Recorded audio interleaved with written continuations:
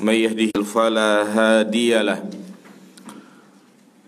أشهد أن لا إله إلا الله وحده لا شريك له وأشهد أن محمدا عبده ورسوله لا نبي بعده اللهم صل على محمد وعلى آل محمد قال الله تعالى في القرآن الكريم يا أيها الذين آمنوا اتقوا الله وقولوا قولا سديدا يصلح لكم أعمالكم ويغفر لكم ذنوبكم ومن يطع الله ورسوله فقد فاز فوزا عظيما وقال النبي صلى الله عليه وسلم فإن أصدق الحديث كتاب الله وخير الهدي هدي محمد صلى الله عليه وسلم وشر الأمور محدثاتها فإن كل محدثة بدعة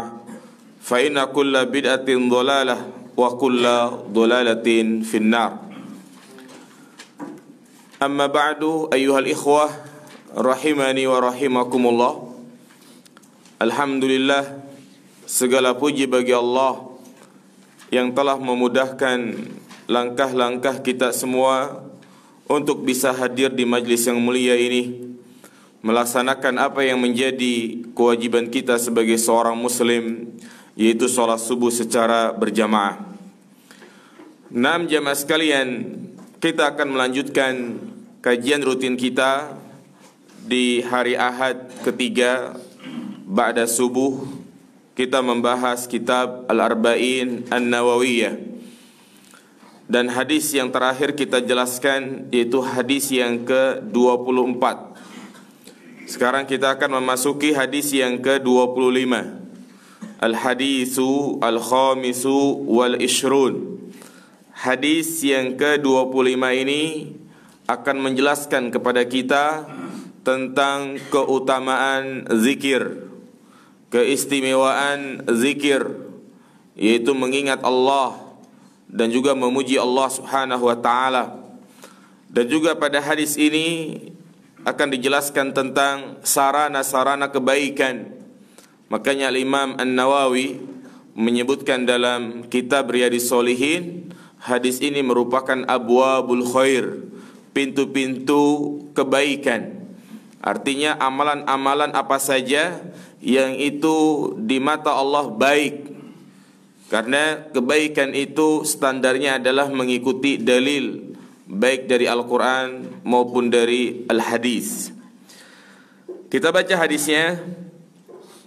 An Abi Dzar radhiyallahu anhu, dari Abu Dzar, semoga Allah meridhoinya, anna unasan min ashabi Rasulillah sallallahu alaihi wasallam qalu lin nabi, bahwasanya sekelompok manusia dari sahabat Rasulullah SAW, mereka bertanya kepada Nabi dan berkata kepada Nabi, ya Rasulullah, wahai Rasulullah, zahaba ahlu dusur bil ujur, telah pergi orang-orang kaya dengan membawa pahala yang banyak. Yusalluna kama nusalli, mereka salat sebagaimana kita pun salat. Wa yasumuna kama nasum, mereka berpuasa sebagaimana kami juga berpuasa. Wa yatasaddaquna bifuduli amwalihim, tetapi mereka membawa pahala sedekah dengan kelebihan harta yang mereka miliki. Nah, ini yang menjadi pembeda antara amalan mereka yang datang, yang tentu mereka adalah orang-orang miskin, di mana mereka mengatakan itu orang-orang kaya enak, dia bisa membawa pahala sedekah. Adapun kami tidak. Wa yatasaddaquna bifuduli amwalihim, mereka membawa pahala sedekah dengan kelebihan harta yang mereka miliki.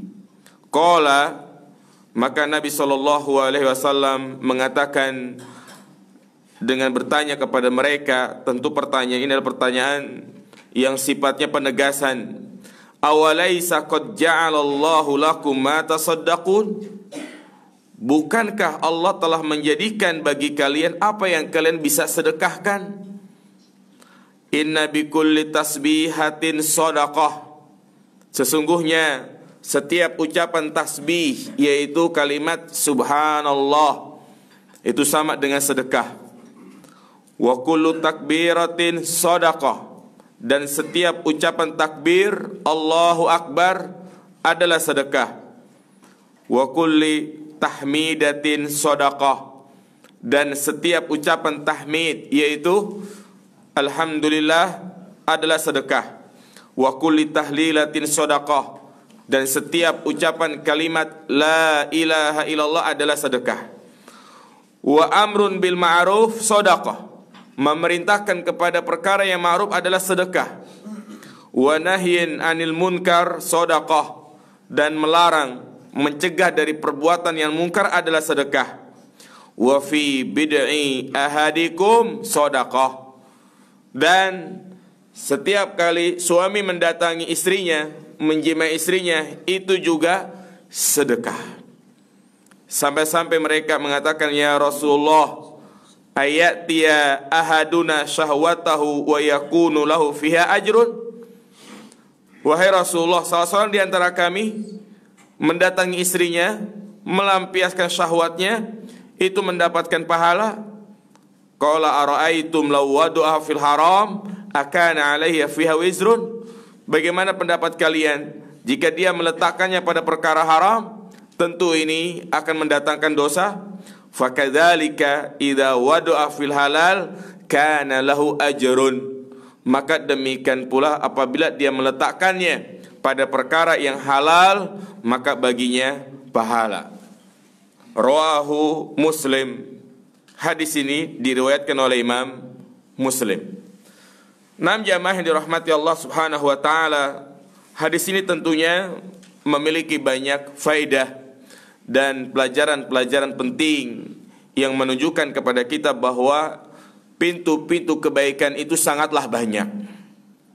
Jadi jangan sampai kita melakukan suatu perbuatan yang kita anggap baik, padahal di mata Allah itu tidak baik. Maka yang menjadi prinsip kita dalam melakukan amalan, bahwa setiap kebaikan itu apa yang diajarkan oleh Allah dan Rasulnya. Apapun yang tidak diajarkan oleh Allah dan Rasulnya, maka ini tidak baik. Maka dalam hadis ini, subhanallah, di mana Rasulullah memberikan petunjuk kepada kita, ya, amalan-amalan yang mendatangkan kecintaan Allah Subhanahu wa taala. Kita bahas kalimat per kalimat agar kita bisa mendapatkan banyak faedah yang lebih banyak. Di sini dikatakan anna unasan min ashabi Rasulillah, bahwasanya ya sekelompok manusia datang, dan orang-orang ini adalah sahabat Nabi sallallahu alaihi wasallam. Sahabat, siapakah mereka yang disebut sahabat? Karena kata ini sering kita dengar. Selain kata sahabat, ada juga kata tabi'in dan juga kata tabi'ut tabi'in. Jadi sahabat seperti yang disampaikan oleh Al-Imam Ibnu Hajar dalam kitabnya Nukhbatul Fikar wal Isabah fi Tamyizi Sahabah, yang dimaksud dengan sahabat adalah mereka yang memenuhi 3 kriteria. Man lakiyan Nabi, mereka yang bertemu dengan Nabi. Mu'minan bihi, dalam keadaan beriman. Wa mata ala zalik, dan dia pun meninggal dalam keadaan beriman. Walau kana bilahzah, walaupun bertemunya itu sebentar. Walau takhallalat biriddah, atau orang tersebut pernah murtad, kemudian dia bertaubat dan masuk Islam kembali. Ya, jadi ini 3 kriteria orang itu dikatakan sahabat. Yang pertama, man laqiyan Nabi, orang yang bertemu dengan Nabi. Yang kedua, dia bertemu dengan Nabi dalam keadaan beriman. Dan yang ketiga, dia meninggal dalam keadaan beriman. Makanya mereka yang bertemu dengan Nabi tapi tidak dalam keadaan beriman, maka mereka bukan dikatakan sahabat. Walaupun mereka bertemu dengan Nabi itu saban hari, setiap hari, seperti Abu Thalib, Abu Jahal, Abu Lahab, yang mana dari segi kekeluargaan mereka adalah orang-orang yang terdekat dengan Nabi, tetapi mereka tidak dikatakan sahabat karena mereka tidak beriman. Kemudian juga dia beriman tapi tidak pernah bertemu dengan Nabi. Sahabat bukan? Bukan. Seperti siapa? Raja Najasyi. Dia beriman tetapi dia tidak pernah bertemu dengan Nabi, maka dia bukan dikatakan sahabat. Dan dia meninggal dalam keadaan beriman, karena ada di sana sekelompok orang yang dia beriman tetapi dia meninggal dalam keadaan kafir, murtad. Seperti siapa jamaah sekalian? Ar-Rajjal bin Unfuah. Ar-Rajjal bin Unfuah adalah seorang yang mungkin kalau dia dikatakan sahabat senior, karena dia selalu bermajlis dengan Nabi SAW. Namun ketika terjadi fitnah, itu munculnya nabi-nabi palsu, dia diutus oleh Abu Bakar untuk mendakwahi Musailamah al-Kadzab, yang mana Ar-Rajjal bin Unfuah ini adalah seorang yang dia hadir di majlis Nabi, dan Nabi menyatakan bahwasanya tidak ada nabi setelah Nabi Muhammad sallallahu alaihi wasallam. Akhirnya Ar-Rajjal bin Unfuah diutus oleh Abu Bakar menemui Musailamah agar untuk mendakwahi, mengajak kembali untuk bertaubat. Tapi ternyata sampai di sana Ar-Rajjal bin Unfuah ditawarin harta yang banyak, bahkan ditawarin menjadi asistennya, tangan kanannya. Akhirnya dia pun berbelok mengikuti Musailamah. Inilah yang menjadi sebab salah satunya kenapa pengikut Musailamah al-Kadzab banyak. Sangat banyak. Kenapa? Karena manusia mengira sahabat senior aja ikut kepada Musailamah. Makanya Ar-Rajjal bin Unfuah setiap kali dia mengisi ceramah, pengajian, khutbah, dia menutup-nutupi dan menyembunyikan hadis Nabi tadi, tetapi dia malah membuat hadis-hadis palsu dan juga menyampaikan apa yang dikatakan oleh Musailamah. Makanya Ar-Rajjal bin Unfuah sahabat bukan? Bukan, karena dia meninggal dalam keadaan murtad. Nah, ada juga sebagian sahabat yang dia murtad tetapi dia kembali lagi, maka dia tetap dikatakan sahabat walau takhallalat birriddah, walaupun dia pernah mengalami murtad. Dan juga termasuk sahabat walau dia bertemu dengan Nabi, dia masih kecil. Seperti siapa? Hasan, Husain. Dia bertemu dengan Nabi SAW itu pada usia 6 tahun. Demikian pula sahabat Ibnu Abbas, Ibnu Umar, di mana Ibnu Abbas ketika Rasulullah wafat, beliau masih berusia 15 tahun. Nah, kemudian juga ada seorang nabi, dia juga sahabat jamaah sekalian. Jadi seorang nabi dia juga dikatakan sahabat. Siapa? Nabi Isa. Nabi Isa selain dia seorang nabi, dia juga dikatakan sahabat. Bahkan inilah sahabat yang paling terakhir meninggal dunia. Adapun nabi-nabi yang lain tidak dikatakan sahabat. Kenapa? Karena Nabi Isa bertemu dengan Nabi SAW di langit yang keberapa itu? Di langit yang kedua pada peristiwa Isra Mi'raj. Nabi Isa dalam keadaan masih hidup, dan itulah yang wajib kita imani. Sekarang di mana Nabi Isa? Di atas langit. Allah mengangkatnya, karena Allah katakan tentang mereka yang mengatakan bahwa Nabi Isa itu disalib. Apa kata Allah? Wa ma qataluhu wa ma salabuhu walakin syubbiha lakum. Mereka tidak membunuhnya, mereka tidak menyalibnya, tetapi Allah serupakan seseorang dengan Nabi Isa. Jadi yang mereka salib, yang mereka bunuh itu bukan Nabi Isa, tapi yang mereka salib, yang mereka bunuh adalah orang yang diserupakan dengan Nabi Isa.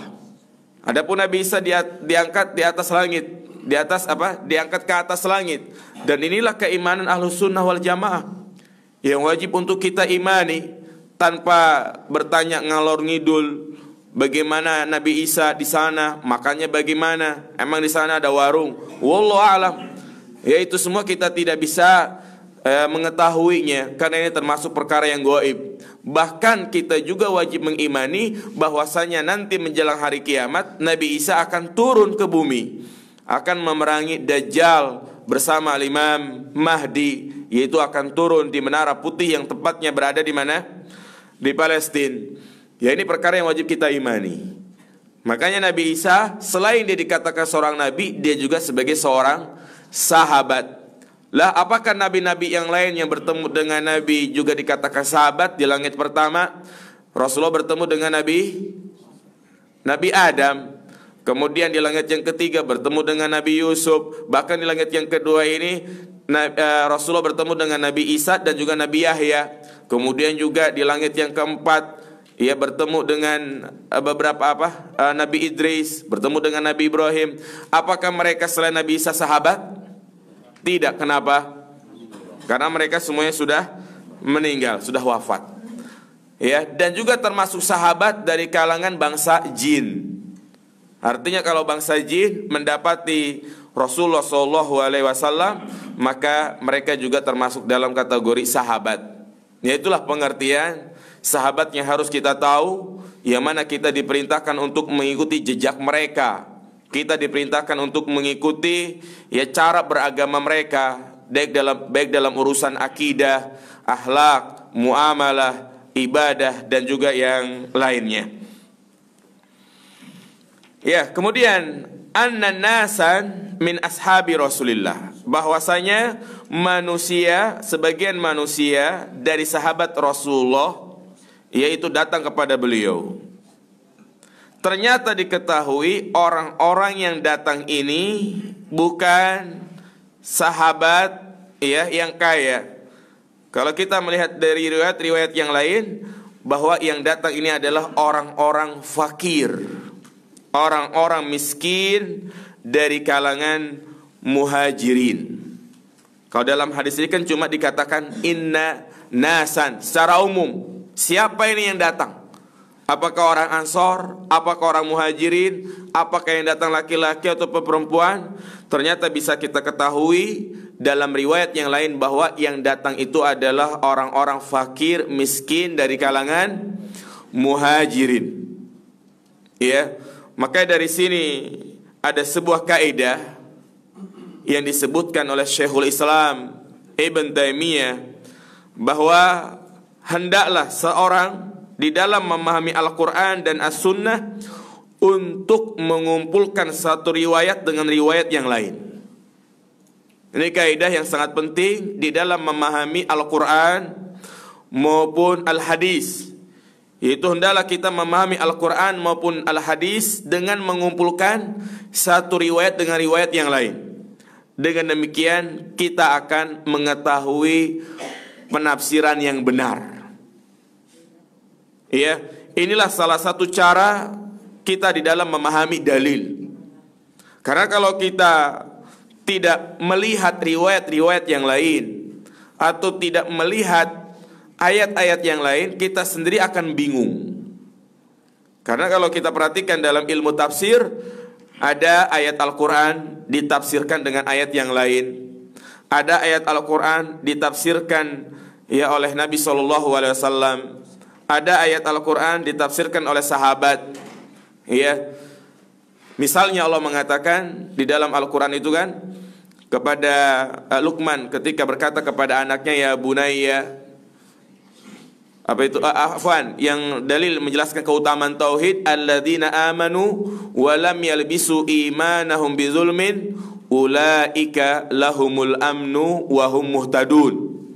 Orang-orang yang beriman yang mereka tidak mencampur adukan keimanan mereka dengan kezoliman, maka mereka mendapatkan keamanan dan petunjuk. Ketika turun ayat ini, para sahabat merasa gusar, merasa gelisah. Kenapa? Karena siapa di antara manusia yang tidak pernah melakukan kezoliman? Pasti setiap manusia pernah melakukan kezoliman. Maka Nabi menjelaskan bahwa tidak semua kezoliman yang dimaksud dengan kezoliman tersebut yang bisa merusak tauhid, yaitu apa? Syirik. Dari mana kita tahu? Ternyata dari ayat yang lain. Sebagaimana Luqman mengatakan kepada anaknya, ya bunayya la tusyrik billah inna syirka la zulmun azim. Wahai anakku, jangan kau berbuat syirik, karena sesungguhnya kesyirikan itu merupakan kezoliman yang besar. Jadi ini masuk dengan dalam Al-Quran, alladzina amanu wa lam yalbisu imanum bizulmin. Kata bizulmin di sini adalah syirik, yaitu menyekutukan Allah Subhanahu wa taala. Ya, demikian pula kita memahami hadis. Kadang dikatakan anna rajulan ja'ilan nabi, bahwasanya ada seseorang yang datang kepada Nabi. Ini kan secara umum. Kemudian ternyata kalau kita melihat dan membaca hadis-hadis yang lain, ternyata mungkin yang datang adalah Abu Hurairah, yang datang adalah seorang sahabat yang miskin dan yang lainnya. Dan juga jamaah yang dirahmati Allah Subhanahu wa taala, demikian pula kita dalam mengamalkan dalil. Kalau tadi saya sampaikan, di dalam memahami dalil, kita harus menggabungkan antara satu riwayat dengan riwayat yang lain. Nah, demikian pula kita dalam mengamalkan dalil. Kita tidak bisa mengamalkan hanya satu dalil, tidak mengamalkan dalil yang lain. Ya, karena Islam itu dibangun bukan secara universal, dibangun secara universal, bukan parsial. Kadang ada orang saking semangatnya dalam beragama, dalam beramal, dia mengatakan kepada jamaahnya, mari mulai saat ini kita mempelajari satu hadis dan langsung kita amalkan. Ya, bagus gak metode seperti ini jamaah sekalian? Mungkin menurut kita bagus ini metode sangat bagus itu kan. Kita kaji satu hari satu dalil, langsung kita amalkan. Ya, ini menurut orang awam mungkin bagus, tapi kalau kita lihat dari sisi yang lainnya, ini tidak bagus. Karena kita tidak bisa mengamalkan satu hadis, meninggalkan hadis yang lain. Sebagai contoh misalnya, hari ini kita akan membahas sebuah tema, yaitu perintah untuk membunuh anjing hitam. Ini sudah dibacakan hadis riwayat Al-Imam Bukhari. Ya, selesai kajian, mari kita amalkan hadis ini. Setiap kali kita di jalan nemu anjing hitam, kita apain? Kita bunuh. Ya, akhirnya dia laksanakan hadis tersebut, dia bunuh-bunuhin tuh anjing hitam. Besoknya dia bahas hadis berikutnya. Ternyata keterangan hadis berikutnya, perintah membunuh anjing hitam sudah dihapus. Gimana coba? Ya kan? Tanggung jawab tuh anjing hitam udah dibunuh-bunuhin, ya kan? Nah ini, ya, atau juga dia berceramah ketika membahas ya ayyuhalladzina amanu kutiba alaikumusiyam, wahai orang-orang yang beriman, diwajibkan atas kalian untuk berpuasa. Pokoknya setiap orang beriman wajib puasa. Ente walaupun kecil beriman wajib puasa. Ya, atau juga orang yang sudah tua wajib puasa. Dia mengatakan seperti itu ketika kultum gitu kan. Ternyata dia tidak membaca ayat berikutnya yang mana Allah katakan wa man kana minkum maridun aw ala safarin faidatu min ayamin ukhar. Barang siapa yang sakit atau safar, maka dia boleh tidak berpuasa. Nah ini, jadi kita mengamalkan dalil tidak secara parsial, tetapi secara universal. Karena kan parsial itu artinya juz'iyah, bukan secara bagian-bagian, tapi harus menyeluruh. Ya, inilah yang disebut dengan menggabungkan satu hadis dengan hadis yang lain, menggabungkan ayat dengan hadis. Ya, apalagi dalam Al-Quran itu sifatnya umum, kadang butuh penghususan. Seperti misalnya Allah katakan, hurrimat alaikum ummahatukum, diharamkan bagi kalian ibu-ibu kalian. Nah, ini kan masih umum ya kan? Diharamkan bagi kalian ibu kalian. Diharamkan ngapain ini? Apakah diharamkan colek-colek gitu kan? Apakah diharamkan jalan berduaan? Apakah diharamkan makan bareng? ternyata dijelaskan dalam al-hadis bahwa yang dimaksud dengan diharamkan di sini diharamkan apa? Diharamkan menikahinya. Ya. Karena banyak dalam Al-Qur'an yang sifatnya mutlak, butuh ada takkid, ada yang sifatnya umum, butuh ada yang mengkhususkan. Ya, ini kaidah yang sangat bagus sekali yang disampaikan oleh Syekhul Islam Ibn Taimiyah, bahwasanya hendaklah kita dalam memahami Al-Quran dan Al-Hadis untuk mengumpulkan satu riwayat dengan riwayat yang lain. Bisa dipahami jamaah sekalian? Nah,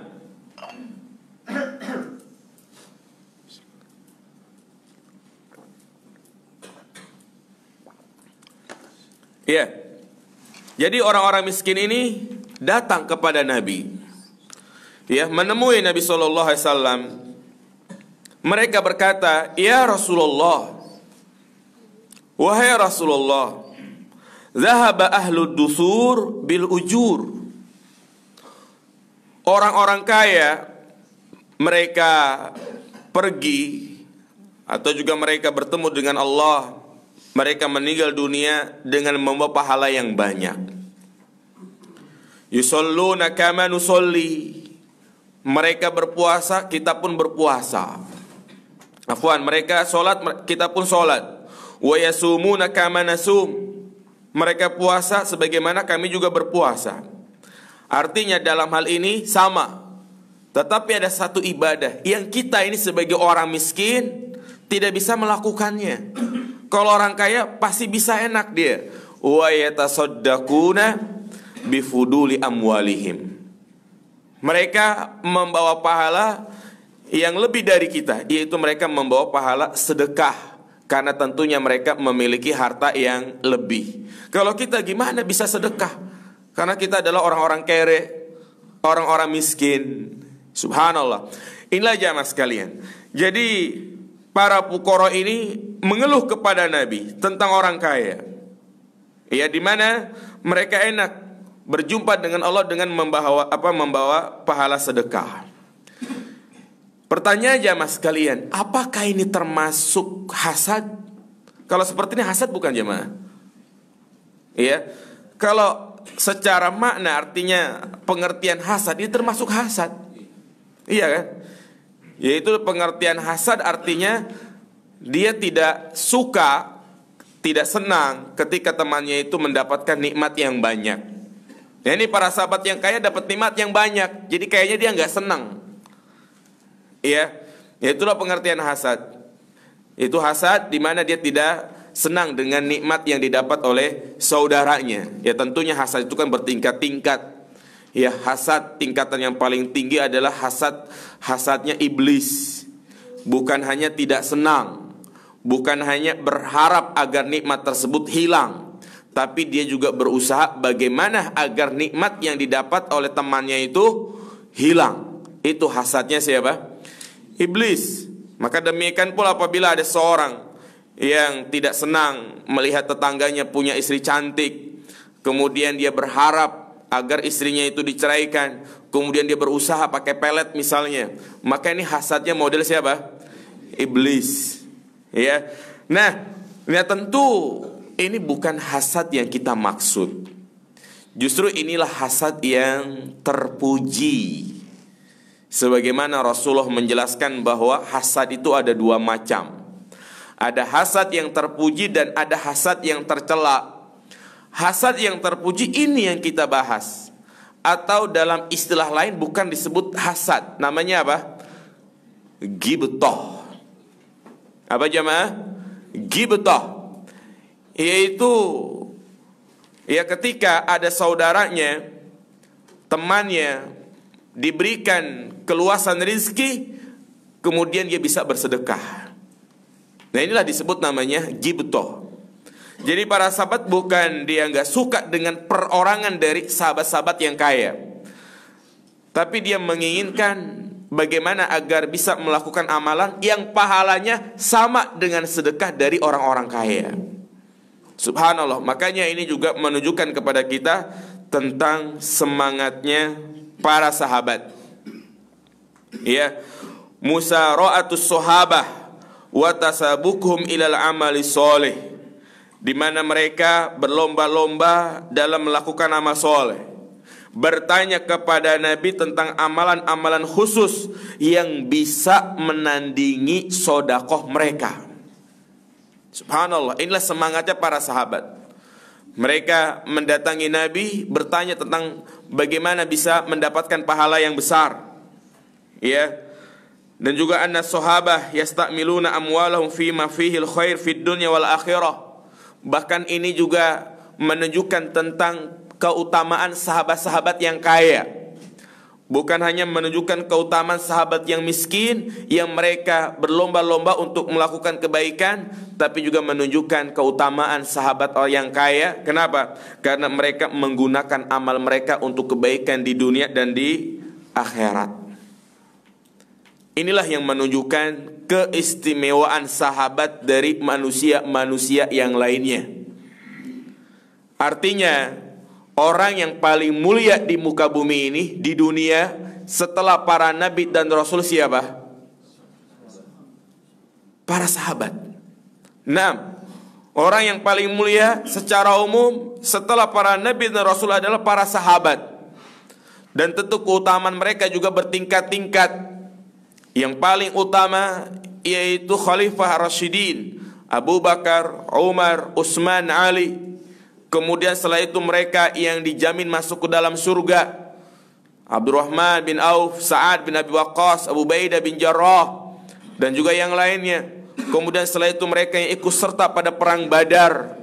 Kemudian setelah itu mereka yang ikut serta pada perjanjian Hudaybiyah, yang mana para sahabat yang ikut pada perang Badar, Nabi mengatakan apa? I'malu ma syi'tum qad ghafartum. Lakukanlah sekarapmu karena dosa-dosamu telah diampuni. Kemudian mereka yang masuk Islam setelah terjadi Fatu Mekah, yaitulah para sahabat Nabi SAW yang kita tadi diperintahkan untuk mengikuti jejak mereka. Kenapa? Karena mereka adalah orang-orang yang diridhoi oleh Allah. Mereka adalah orang-orang yang dicintai oleh Allah Subhanahu wa ta'ala, di mana kita wajib juga cinta kepada mereka. Karena hakikat keimanan, hakikat cinta yang benar bukan hanya kita mencintai yang dicintai, tapi juga mencintai orang-orang yang dicintai oleh orang yang mencintainya. Ya, 6 jamaah sekalian.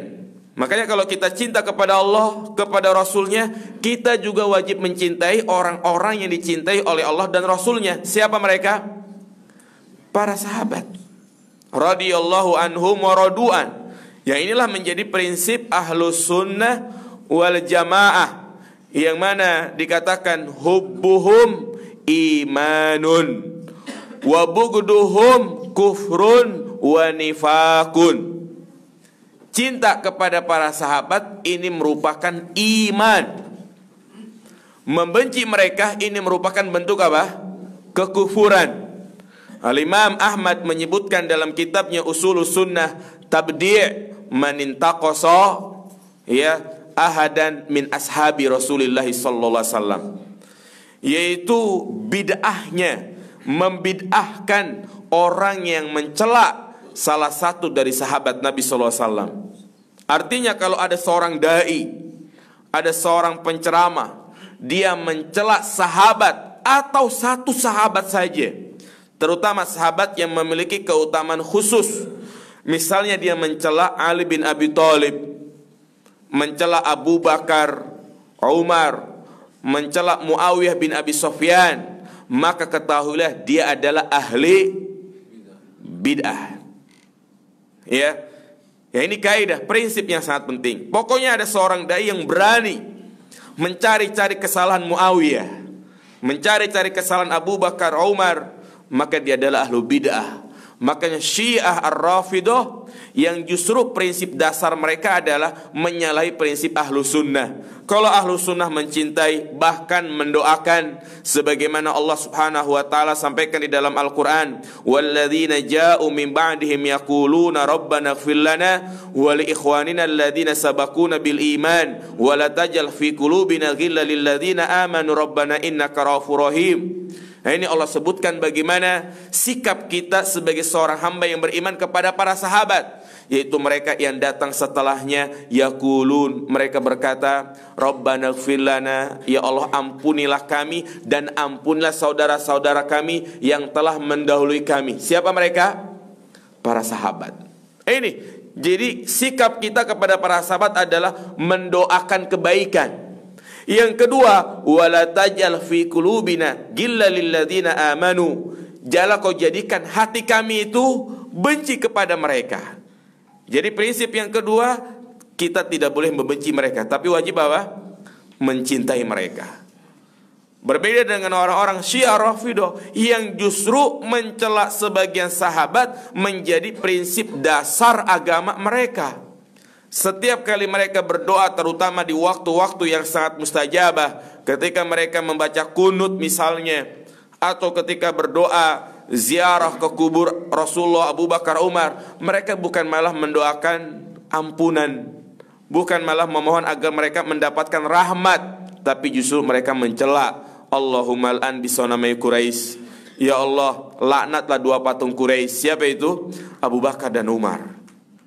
Iya, jadi hati-hati dengan dai-dai yang sedikit-sedikit mencari kesalahan sahabat. Makanya sikap kita dengan perselisihan yang terjadi antara Ali bin Abi Thalib dan Aisyah, sehingga terjadi perang yang sangat dahsyat, yaitu perang Jamal, dan perselisihan antara Ali bin Abi Thalib dan Muawiyah yang terjadi peperangan yang sangat dahsyat juga, itu perang apa? Perang Siffin. Sikap kita sebagai ahlu sunnah adalah as-sukut, al-insat, diam, tidak banyak berkomentar, karena masing-masing keduanya melakukan itu karena hasil ijtihad. Ya, Ali bin Abi Thalib beristihad kalau Muawiyah ini dan pasukannya membangkang. Kemudian Muawiyah pun tidak mau berbaiat kepada Ali karena juga beristihad. Sebenarnya dia ingin berbaiat, tetapi dia ingin menuntut balas dulu. Kalau memang Ali mau dibaiat, kalau bisa tegakkan kisos kepada siapa? Orang-orang yang membunuh Utsman. Jadi masing-masing beristihad. Sedangkan Nabi mengatakan idza istahadal hakim, apabila hakim itu beristihad salah, maka baginya pahala atau dosa? Pahala. Jika dia benar, maka dia mendapatkan 2 pahala. Dan kalau kita perhatikan terjadinya perang Jamal, perang Siffin, itu karena ulah orang-orang munafik. Lihat, ketika sudah terjadi perdamaian yang masing-masing keduanya mengutus utusan, diutus Abu Musa al-Asy'ari dan satunya lagi, terjadi perdamaian. Cuma nih orang-orang yang membunuh Utsman bin Affan, mereka berpikir, nih kalau damai nih gimana nasib kita nih? Bakal diapain? Bakal dikisos. Akhirnya di malam hari mereka membuat fitnah, mereka mendatangi pasukan Muawiyah, membuat keonaran, bahkan membunuh. Akhirnya menurut Muawiyah dan pasukannya, wah pasukan Ali duluan nih. Terjadilah peperangan yang sangat dahsyat. Makanya beberapa sahabat seperti Usamah bin Zaid enggak mau ikut-ikutan, Abdullah bin Umar enggak mau ikut-ikutan, karena itu adalah fitnah. Ya. Jadi subhanallah, ini kaidah yang sangat penting, bagaimana ya sikap kita kepada para sahabat. Dan ini juga menunjukkan kepada kita bahwa amal kita itu tidak ada apa-apanya dengan amal mereka. Niat kita dalam beribadah tidak ada apa-apanya dengan niat mereka. Inilah yang menunjukkan keutamaan mereka. Sampai-sampai Rasulullah mengatakan apa? La tasubbu ashabi law anna ahadakum anfaqa zahaban misla Uhudin ma balagha janganlah kalian mencela sahabat. Seandainya kalian berinfak dengan emas sebesar gunung Uhud, ya, maka infak kalian itu tidak akan mencapai infak mereka, walaupun dia berinfak hanya 1 mud saja, jamaah sekalian. Ya, artinya kalau mungkin di antara kita berinfak dengan uang senilai 100 triliun, karena harga emas sebesar gunung Uhud berapa, jamaah? Ya, gunung Uhud panjangnya aja 7 kilo, lebarnya 3 kilo, tingginya 300 meter. Emas semua tuh berapa duit? Mana yang kerja di pertambangan? Iya, artinya triliunan, ya kan? Jadi kita berinfak dengan segitu gitu ya. Kemudian sahabat berinfak cuma 10.000 rupiah. Infak kita itu tidak ada apa-apanya. Ya, sampai-sampai dikatakan, ya, amalnya Abu Bakar ditimbang dengan amal seluruh manusia di dunia ini, maka tentunya amal Abu Bakar yang menang. Tidak ada yang bisa menandinginya. Subhanallah. Ya, karena tentu kekuatan, ya, ketakwaan mereka, keimanan mereka, keikhlasan mereka, kesabaran mereka. Yang kesabaran kita itu tidak ada apa-apanya dibandingkan dengan kesabaran mereka. Kita baru disinggung sedikit, digelari, gelar-gelar yang membuat kuping kita pengeng, langsung baperan nangis sampai rumah. Ya kan? Ya, cerita sana, cerita sini, dikucilkan segala macam. Para sahabat subhanallah, bagaimana dia mempertahankan keimanan, mempertahankan ketauhidan, sangat luar biasa. Mereka mengorbankan segala-galanya. Bukan hanya mengorbankan harta, tapi mereka mengorbankan jiwa. Lihat Bilal bin Abi Rabah, dia dalam rangka mempertahankan akidah, rela dijemur di tengah padang pasir yang kering kerontang di bawah teriknya panas matahari. Kemudian badannya ditidih dengan batu yang besar. Demi apa? Mempertahankan akidah. Kemudian juga sahabat Khabbab bin Arat, Ammar bin Yasir, dan kedua orang tuanya. Subhanallah. Jadi ujian mereka itu luar biasa. Ya, kita baru kajian mungkin diusir, sakit hatinya udah luar biasa. Ya, maka ya ini yang harus kita contoh. Gimana ya peran para sahabat. Ya, mereka memiliki kebaikan yang sangat luar biasa. Dan kebaikan mereka bukan hanya ketika mereka masih hidup, tapi kebaikan-kebaikan mereka terus mengalir menjadi amal jariah. Karena apa yang kita bisa saat ini, semuanya itu disebabkan karena adanya para sahabat. Kita nih lagi mengkaji kitab ini, Hadis Arba'in An-Nawawiyah. Hadis ini diriwayatkan oleh siapa? Abu Dzar, sahabat. Kita tahu hadis ini karena sebab sahabat Nabi, yaitu Abu Dzar. Kalau Abu Dzar tidak meriwayatkan, ya kita tidak mengetahui hadis ini. Makanya mereka kebaikannya itu bukan hanya ketika mereka masih hidup, tapi mereka sudah mati, amal mereka menjadi amal jariah. Iya. Kemudian Rasulullah SAW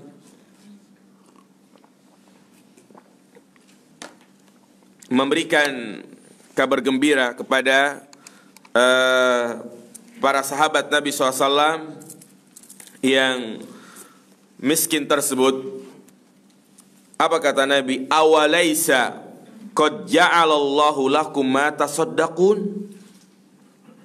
Bukankah Allah menjadikan bagi kalian apa yang bisa kalian sedekahkan? Ya. Jadi Nabi ingin menjelaskan kepada para sahabat tersebut, ternyata di sana banyak amalan-amalan yang pahalanya itu sama dengan apa? Sedekah. Ya. Dan Nabi menggunakan pertanyaan di sini, awalaisa, bukankah? Artinya ini ingin betul-betul meyakinkan para sahabat. Jadi jangan mereka pesimis, jangan mereka berkeluh kesah. Ya, Allah itu Maha Pengasih lagi Maha Penyayang, memberikan kesempatan.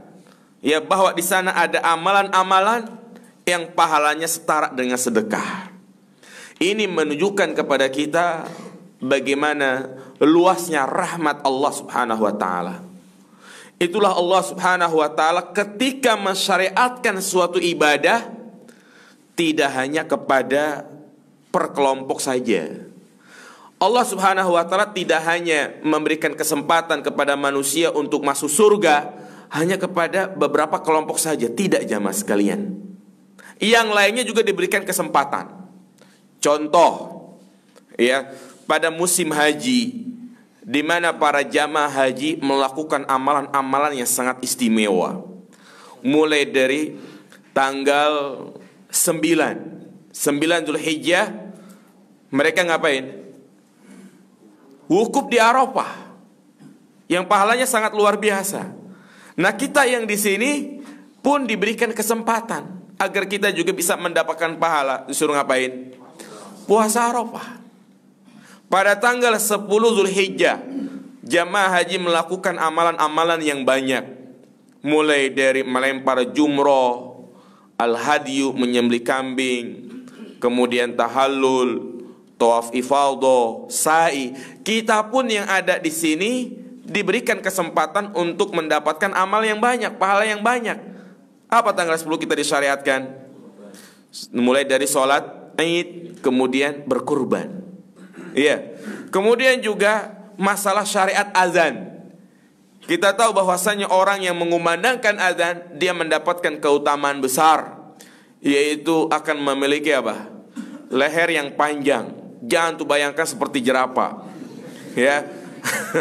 Artinya suatu keutamaan khusus bagi mereka. Ya. Apakah Allah hanya memberikan kesempatan kepada muazin? Nah, sekarang kalau semua orang pengen azan, gimana jamaah sekalian? Kebayang nggak sholat jamaahnya jam berapa?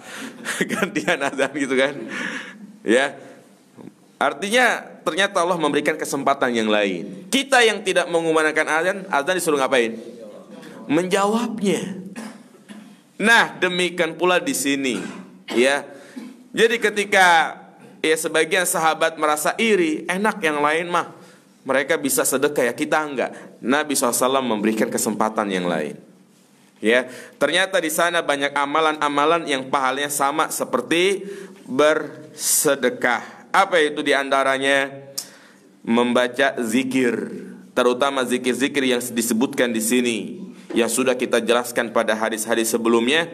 Ya, keutamaan berzikir, diantaranya tasbih. Inilah istilah-istilah zikir jamaah. Jadi kalau kita dalam bahasa Indonesia itu singkatan namanya apa? Iya, artinya di sini tasbih, ucapan apa? Subhanallah. Takbir, Allahu Akbar. Hailalah, tahlil, la ilaha illallah. Ya, ada lagi hauqalah. Apa hauqalah? La haula wala quwata illa billah. Itu hanya istilah-istilah. Jadi disebutkan di sini zikir-zikir yang sangat utama, yang kita disuruh untuk selalu membacanya dalam keadaan-keadaan apa saja, kecuali dalam dua keadaan kita tidak boleh berzikir. Kapan itu? Ketika buang hajat di kamar kecil, dan yang kedua sebagaimana riwayat dari Ibnu Abbas, yaitu ketika bersenggama, ketika berjima. Ya, tidak boleh berzikir. Kalau dia mau berzikir sebelumnya dengan membaca, berhafal enggak? Nah, ya, jadi di antara zikir yang sangat utama adalah bacaan Subhanallah, Maha Suci Allah. Dan tentunya amal itu semakin bertambah kalau kita menghayati maknanya, bukan hanya sekedar menghayati artinya. Artinya kita semua bisa. Subhanallah artinya apa? Maha Suci Allah.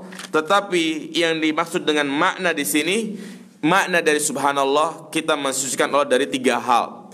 Mensucikan Allah dari segala kekurangan, mensucikan Allah dari sifat kurang sempurna, mensucikan Allah dari penyerupaan kepada makhluk.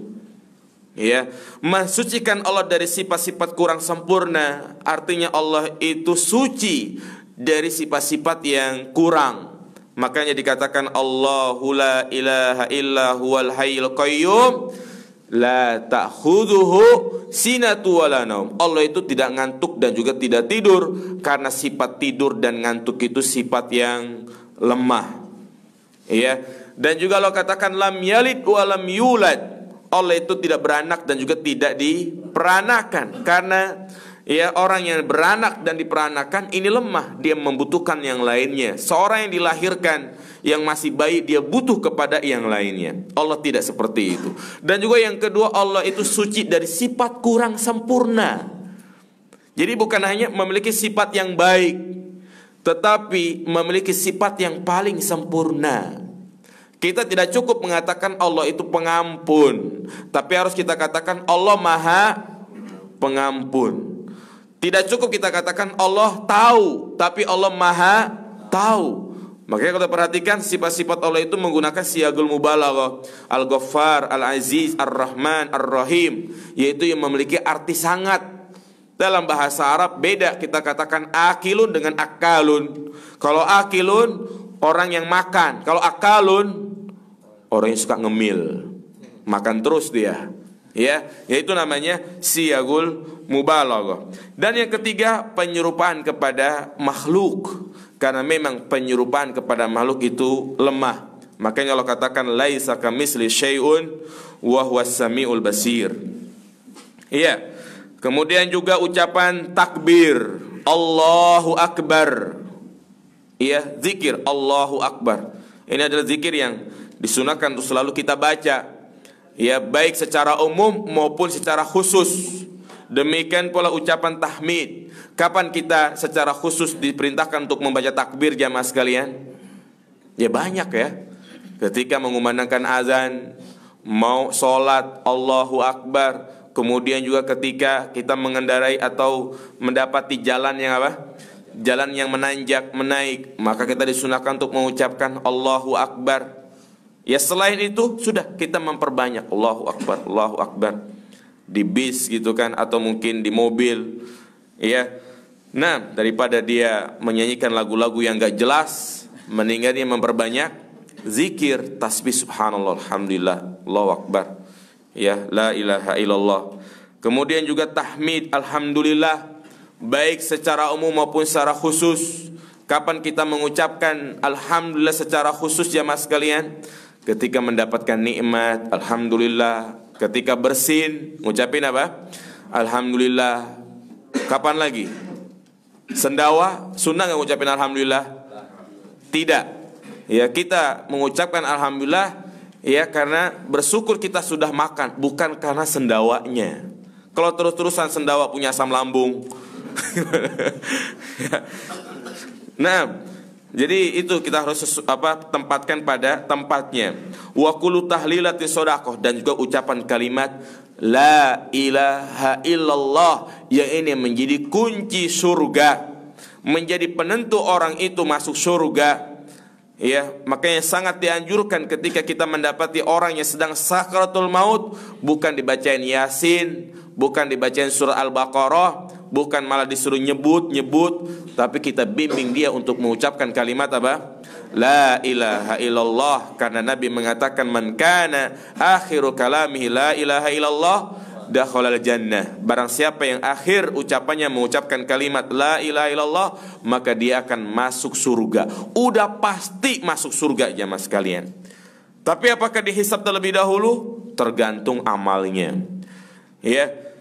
Jadi itu keutamaan zikir yang kita harus baca sesuai dengan kondisinya.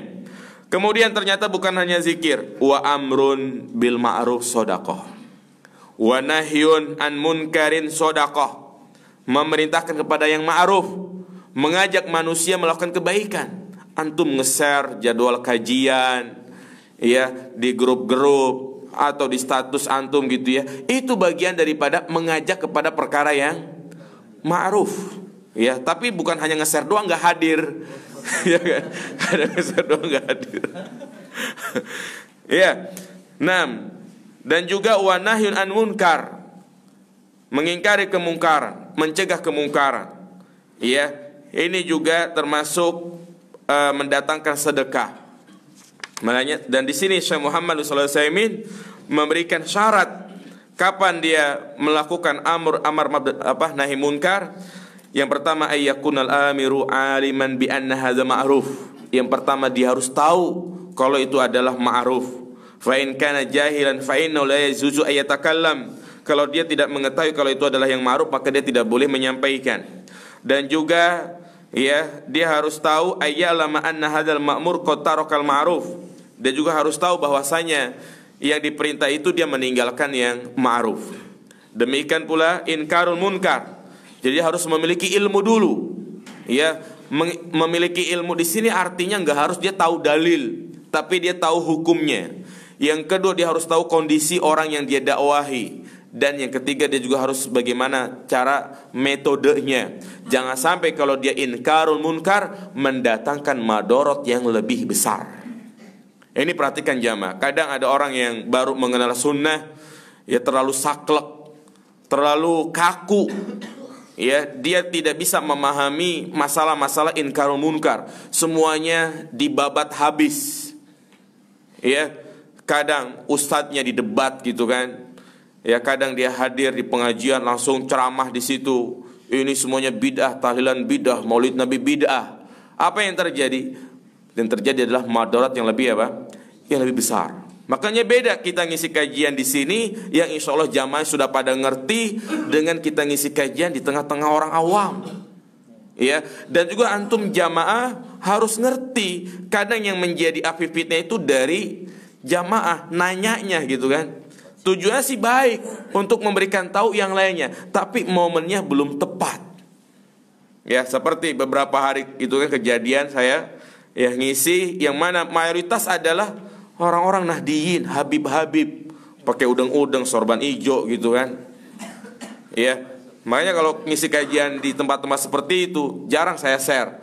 Jarang panitia saya suruh share. Pokoknya udah kalau bisa ikhwan-ikhwan jangan pada hadir. Karena bikin benalu.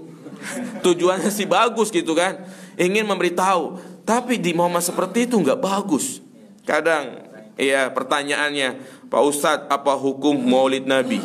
Padahal terpampang depan akan diadakan acara maulid nabi. Ya, artinya kita harus melihat kondisinya. Jangan sampai dengan adanya pertanyaan tersebut kajian dibubarkan, tidak dilanjutkan, kan akhirnya kita tidak menyampaikan masalah-masalah yang lebih penting. Memang itu masalah itu termasuk perkara yang sangat penting untuk disampaikan, tetapi kita melihat kondisinya. Ini umat sudah siap belum? Ya, ini kita harus bijak dalam berdakwah. Makanya Allah katakan ud'u ila sabili rabbika bil hikmah, dengan hikmah, tidak ngasal. Memang tujuan kita baik, niat baik agar yang jamaah itu pada tahu gitu kan. Ya, tapi ya dedengkotnya gitu kan.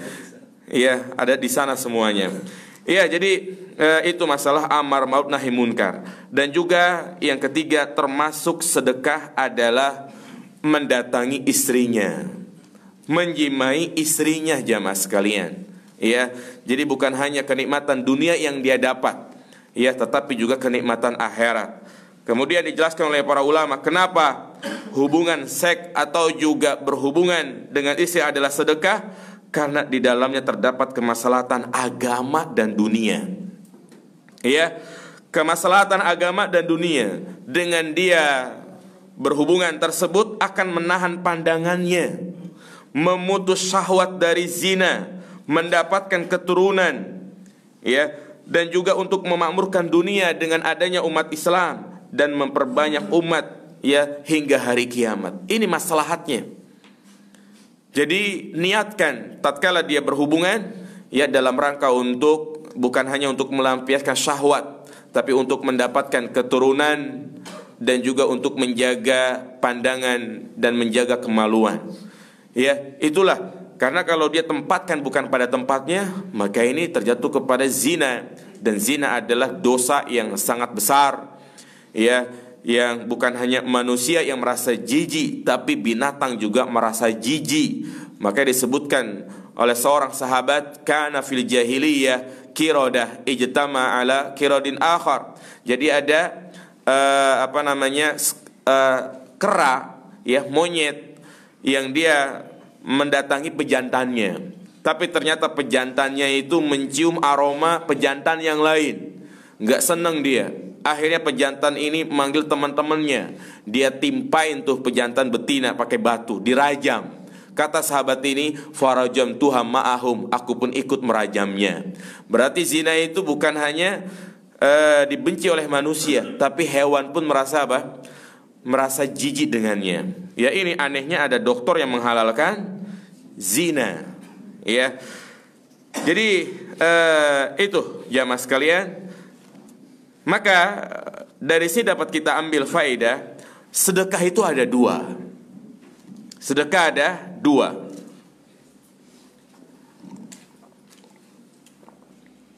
Yang pertama, al-muta'addi ilal ghair. Al-muta'addi ilal ghair, yaitu sedekah yang bisa tersalurkan kepada orang lain. Ya, artinya manfaatnya bisa dirasakan oleh orang lain.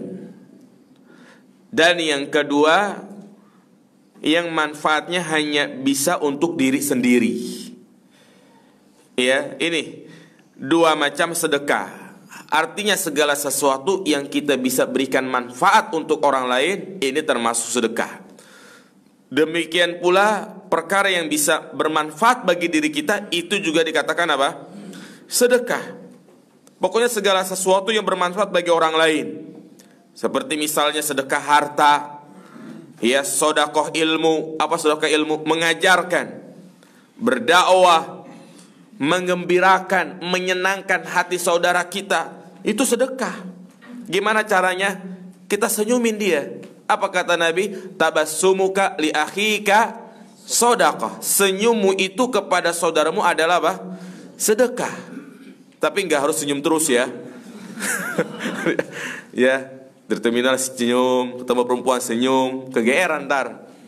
Ya, nah ini yang penting orang itu bisa bergembira. Kenapa senyum itu sedekah? Karena dengan kita senyum, ya artinya kebencian dalam hati itu luntur. Makanya setiap hal yang kita berikan kepada orang lain itu disebut sedekah. Ya, sehingga dari sini Rasulullah menjelaskan kepada kita prinsip dalam hidup, khairun nas anfa'uhum linnas. Manusia yang paling baik adalah yang bisa memberikan manfaat kepada orang lain. Dalam hal apa saja. Kalau dia ahli dalam masalah desain, ya, maka berikan manfaat kepada yang lainnya. Mungkin dia desain poster kajian. Ya, ini sama saja dia bersedekah. Dan sebaliknya jamaah sekalian, setiap hal yang diwajibkan diberikan kepada orang lain, kemudian dia tidak memberikannya, maka orang ini disebut namanya apa? Bakhil. Dia mampu untuk memberikan bantuan kepada saudaranya, tapi dia tidak memberikan bantuan kepada saudaranya, maka dia adalah apa? Bakhil, pelit, koret, nentet, medit. Ya itu mas sekalian. Ya. Dan ini perkara yang bisa membinasakan, sebagai Rasulullah menjelaskan dalam hadisnya. Atau juga manfaat hanya untuk diri sendiri, seperti apa tadi, tasbih, tahmid, tahlil. Ya, itu manfaatnya kembali kepada diri sendiri. Cukup ya mas sekalian. Hadis yang ke-25 ini, ya, banyak sekali faidah-faidah yang bisa kita dapatkan, ya, untuk memperkokoh keimanan kita. Dan memang inilah tujuan kita hadir di majlis ilmu adalah untuk memperkuat iman. Ya, sebagaimana Allah katakan, innamal mu'minuna idza dzukirallahu wajilat qulubuhum wa idza tuliyat alaihim ayatuh zadatum imana. Orang-orang yang beriman itu apabila disebut nama Allah maka hatinya bergetar, dan apabila dibacakan ayat-ayat suci Al-Quran maka bertambahlah keimanannya. Ini salah satu cara agar kita terhindar dari satu penyakit yang sangat merusak, penyakit yang sangat berbahaya, yaitu penyakit hati, penyakit futur. Sebagaimana kita menjaga badan, kita berusaha mengkonsumsi makanan yang bergizi, kalau sakit segera ke dokter, demikian pula kita menjaga hati ini, yaitu dengan cara kita sirami dengan siraman rohani, mendengarkan kajian-kajian ilmiah. Ketika kita punya masalah berkaitan dengan dosa, maka segera dia bertaubat kepada Allah Subhanahu wa taala. Maka sangat berbeda mereka yang tidak pernah hadir kajian 1 bulan 2 bulan, maka hatinya itu akan gersang. Ketika hatinya itu sudah gersang, maka kalau sudah semakin jauh, maka sulit untuk kembali. Seperti orang yang terbawa arus ombak, sulit untuk kembali ke pantai. Makanya bersyukur kita kepada Allah dengan kemudahan-kemudahan yang Allah berikan kepada kita untuk bisa hadir di majlis ilmu seperti ini. Nah, sampai sini ada pertanyaan kah? Silakan yang mau bertanya. Ya, silakan. Kan itu ada dijelaskan bahwasanya idza wada'aha fil halal kana lahu ajrun. Nah. Itu intinya ara'aitum law wada'aha fi haramin akan alaihi wizrun. Nah. Bukankah ketika jika menyalurkan pada yang haram itu berdosa? Iya. Nah, ini kan aku pernah dengar ini kan termasuk mafhum mukhalafah Ustaz ya. Iya. Ya, ketika dosa aja perbuatan buruk itu merupakan dosa, ketika baik iya. Nah, ini kan juga adakah batasan-batasan terkait tentang penggunaan pendalilan mafhum mukhalafah? Karena ada sebagian kelompok itu yang menjadikan mafhum mukhalafah sebagai keyakinan akidah mereka seperti Murji'ah. Iya, tentu pertama ya, untuk setiap perkara itu ada mafhum, ada 3 ya, ada mafhum muwafaqah, ya, ada mafhum mukhalafah, ada juga mafhum aulawi, ya. Mafhum aulawi itu adalah seperti misalnya Allah katakan dalam Al-Qur'an, ya, wa qad rabbuka alla ta'budu illa iyyah wa bil walidaini ihsana imma yablughanna indakal kibara ahaduhuma aw kilahuma fala taqul lahumā janganlah kalian, ya, mengatakan kalimat ya, mengatakan kalimat Jadi mengatakan kalimat aja nggak boleh, apalagi apa? Ya, membentaknya. Maka ini disebut namanya mafhum apa? Mafhum aulawi. Ya, mafhum aulawi. Ya, kemudian juga ada yang namanya mafhum mukhalafah. Ya, mafhum mukhalafah ini juga termasuk sebagai bentuk pendalilan. Seperti misalnya dalam hadis ini gitu kan, kalau memang menempatkan sesuatu pada yang halal adalah mendapatkan pahala, maka sebaliknya. Kemudian juga, ya, dalam perkara akidah, seperti dalam Al-Quran tentang masalah ru'yatullah, di mana orang-orang kafir, orang-orang munafik, mereka terhalang dari melihat Allah. Dalam surat apa itu saya lupa, mereka itu terhalang. Maka disebutkan oleh para ulama, mafhumnya kalau orang kafir terhalang melihat Allah, berarti kebalikannya orang-orang beriman apa? Ya, dapat melihat Allah. Jadi ini pada kondisi-kondisi tertentu ya dipakai mafhum mukhalafah. Nah, kalau dalam masalah pemahaman Murji'ah, ya, mereka makanya mafhum mukhalafah ini bukan menjadi dalil secara apa ya istilahnya, secara paten seperti Al-Quran wa sunnah, tidak. Ya, karena seperti masalah iman, mereka kan mengatakan tentang hadis Abu Dzar, ya, orang yang mengucapkan kalimat la ilaha illallah maka masuk surga, ya kan? Iya. Kemudian ada sahabat yang mengatakan wa in zana wa in saraq, walaupun dia berzina, walaupun dia mencuri, wa in zana wa in saraq. Artinya, ya, Rasulullah mengatakan orang yang mengucapkan kalimat la ilaha illallah maka dia masuk surga. Iya, sahabat bertanya, bagaimana kalau dia berzina mencuri? Walaupun dia berzina mencuri tetap masuk surga. Makanya orang Murji'ah memahami hadis ini berkait dengan masalah iman. Orang yang memiliki keimanan dalam hatinya, mau dia maksiat, mau dia melakukan dosa besar, keimanannya tidak apa ini? Tidak berkurang. Ya. Beda lagi sama Murji'ah, beda lagi sama Khawarij, ya, mengatakan pelaku dosa besar kafir, keluar dari Islam. Dia memahami dalil tentang masalah ini, tentang dalil itu la yu'minu ahadukum, tidak beriman. Mereka mengambil secara zahirnya. Berarti dikatakan tidak beriman artinya apa? Kafir. Demikian pun Nabi mengatakan la yazni zanin wa huwa mu'min, tidak seorang berzina dalam keadaan beriman. Berarti dia apa? Kafir. Ya, ini dua kelompok yang saling bertentangan. Enakan yang mana kira-kira? Murji'ah. Dua-duanya gak enak, ya. Ya, makanya Ahlus Sunnah di tengah-tengah. Jadi intinya tentu kalau bertentangan dengan dalil yang lain, ya gak bisa kita pakai dalil ini begitu. Itu maksudnya mungkin, ya. Nah, silakan. Tadi Pak tanya, gak jadi. Ya. Nah, soal apa? Sodako, ya. Kalau kita sodako dikhususkan buat keluarga kita yang sudah meninggal, apakah kita masih ada bermanfaat yang dapat pahala gitu? Iya. Nah, jamaah sekalian, pada asalnya kita tidak bisa mentransfer pahala untuk orang yang sudah meninggal, karena mereka mendapatkan balasan sesuai dengan apa yang mereka lakukan di dunia. Wa laisa lil insani illa ma sa'a.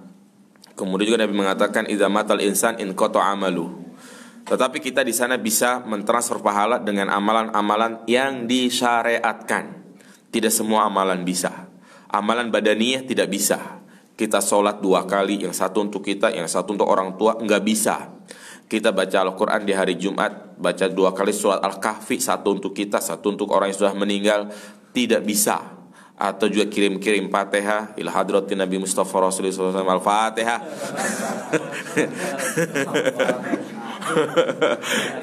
Pulan bin Pulan Al-Fatihah. Ya, itu tidak sampai, Pak. Kenapa? Karena tidak ada dalilnya. Adapun sedekah, insya Allah itu sampai, karena banyak dalil-dalil diriwayatkan oleh Imam Muslim, ya, tentang seorang sahabat yang mengatakan, ya Rasulullah, ibuku meninggal dan aku tidak tahu, dan dia pengen sekali sedekah. Apakah bermanfaat jika aku bersedekah atas namanya? Ya, tasaddaq anha. Silahkan bersedekah atas namanya. Jadi pahala sedekah itu sampai kepada yang sudah meninggal, dan kita, manfaat yang kita dapatkan, kita termasuk orang yang berbakti kepada kedua orang tua. Jelas, Pak? Iya, seperti itu. Sama umroh juga, mengumrohkan, menghajikan sama. Iya. Ada lagi? Cukup ya? Nah, kalau tidak ada pertanyaan lagi, kita cukupkan. Insya Allah ya, kita akan lanjutkan hadis yang ke-26 ya, tahun depan ya, 2020. Ya, ini juga sama berkaitan dengan sedekah ya. Insya Allah kita jelaskan faedah-faedah yang sangat banyak. Subhanakallahumma wa bihamdika asyhadu an la ilaha illa anta astaghfiruka wa atubu ilaik. Assalamualaikum warahmatullahi wabarakatuh.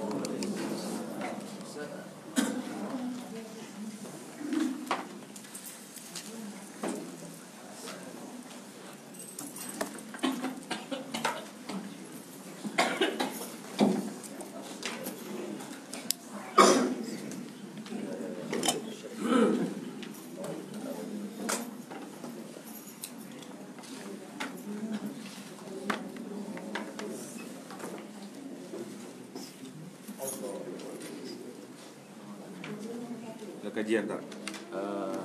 Bisa ada. Sepertinya kosong. Hah? Tumben kosong. Bukan depan.